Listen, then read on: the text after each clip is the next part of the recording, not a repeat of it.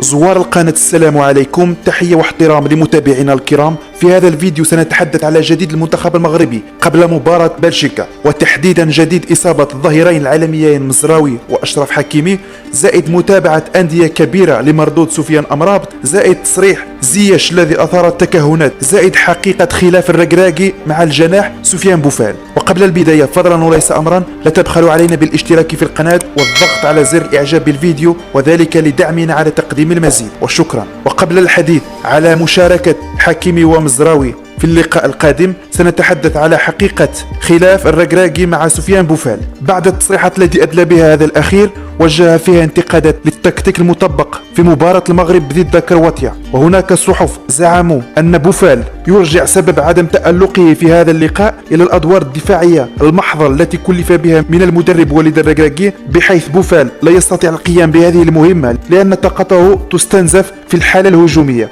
وهذا ما جعل بوفال غير مؤثر في هذا اللقاء. لكن مصادر من مقر إقامة المنتخب المغربي أكدت على أنه ليس هناك خلافات بين المدرب وليد الركراكي وسفيان بوفال، وكل الملاحظات وما حدث في المباراة الماضية ضد كرواتيا في الطي النسيان. فيما يخص إصابة مزراوي وأشرف حكيمي، فتأكد بنسبة كبيرة غياب نصير مزراوي عن اللقاء القادم ضد منتخب بلجيكا، حيث بعد الفحوصات التي أجراها بمستشفى سبيطار بالدوحة تأكد بأنه أصيب بتورم، وبالتالي هذا النوع من الإصابات تحتاج لبعض الراحة حتى يعود بالشكل الكامل إن شاء الله في المباراة الأخيرة ضد كندا. وعلى عكس المزراوي، أشرف حكيمي سيكون جاهز ومتاح لمباراة الشياطين الحمر بعد أن تبين أنه لا يعاني من إصابة خطيرة، وبإمكانه خوض التدريب بشكل طبيعي استعدادا لهذا اللقاء الهام. فيما سفيان أمرابط بعد المباراة الكبيرة التي قدمها في الجولة الأولى من نهائيات كأس العالم ضد المنتخب الكرواتي، أكد الصحفي الموثوق والمشهور فابريسيو رومانو